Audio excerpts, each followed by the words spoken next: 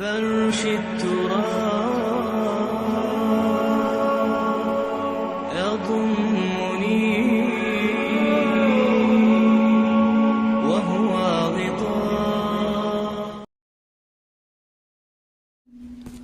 میرے ساتھیوں، ایک ہی ہمارا کام ہے، ہم اسی کی فکر کریں کہ ہم کو کل کیا ملنے والا ہے، ہم کل کے لیے کیا کام کریں.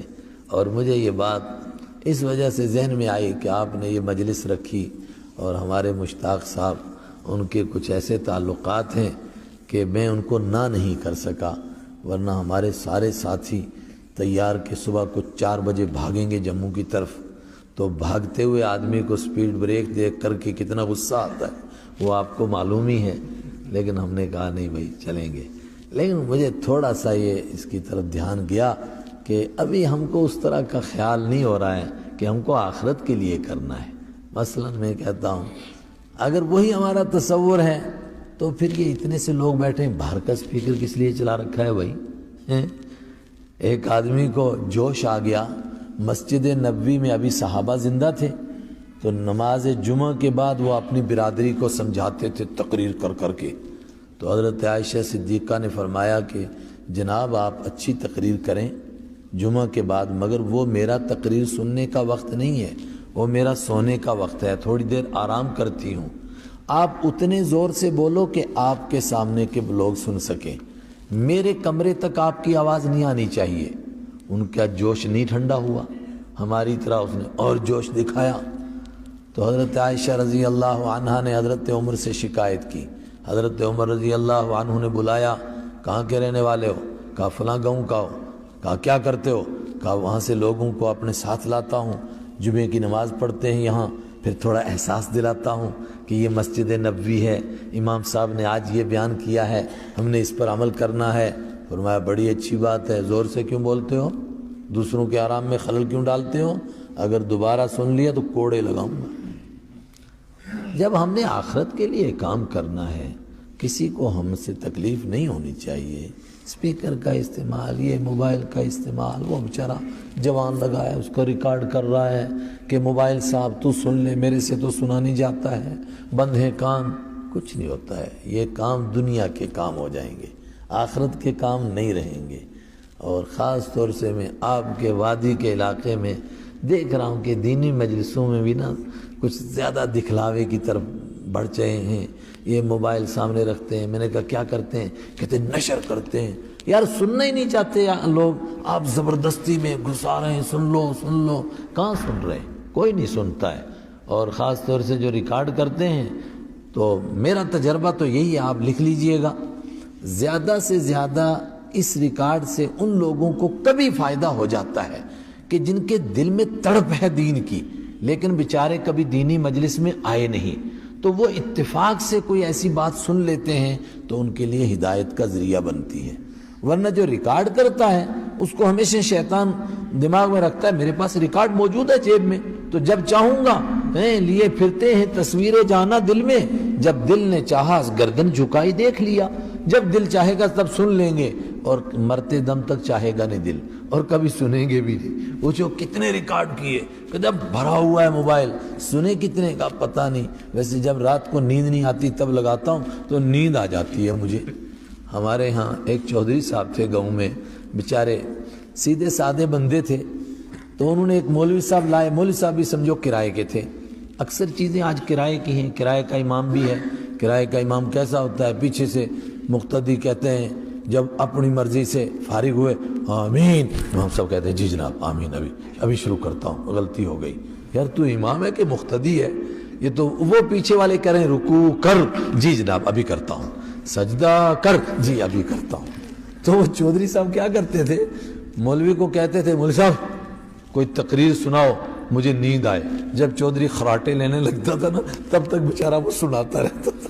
جب اس کو خراٹے آتے تھے تو پھر مولوی صاحب جاتے تھے وہاں سے، پیسے لیے تھے تو وہ پیسوں کی وجہ سے تنخواہ کا حساب دے رہے تھے بیچارے.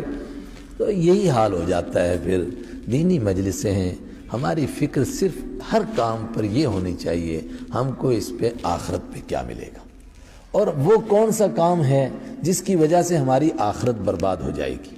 اور سب سے بڑی بات کہ ہم اچھا کام کریں تو اس کے بعد کوئی ایسا کام نہ ہو جائے کہ جس سے ہماری نمازیں بھی برباد ہو جائیں، روزے بھی برباد ہو جائیں، زکوٰۃ بھی برباد ہو جائے۔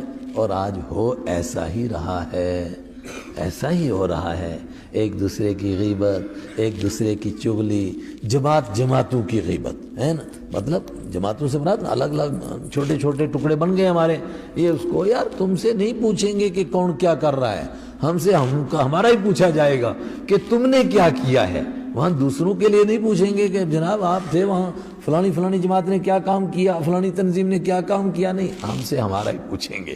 وَلْتَنْظُرْ نَفْسٌ مَا قَدَّمَتْ لِغَدٍ وَاتَّقُوا اللَّهَ۔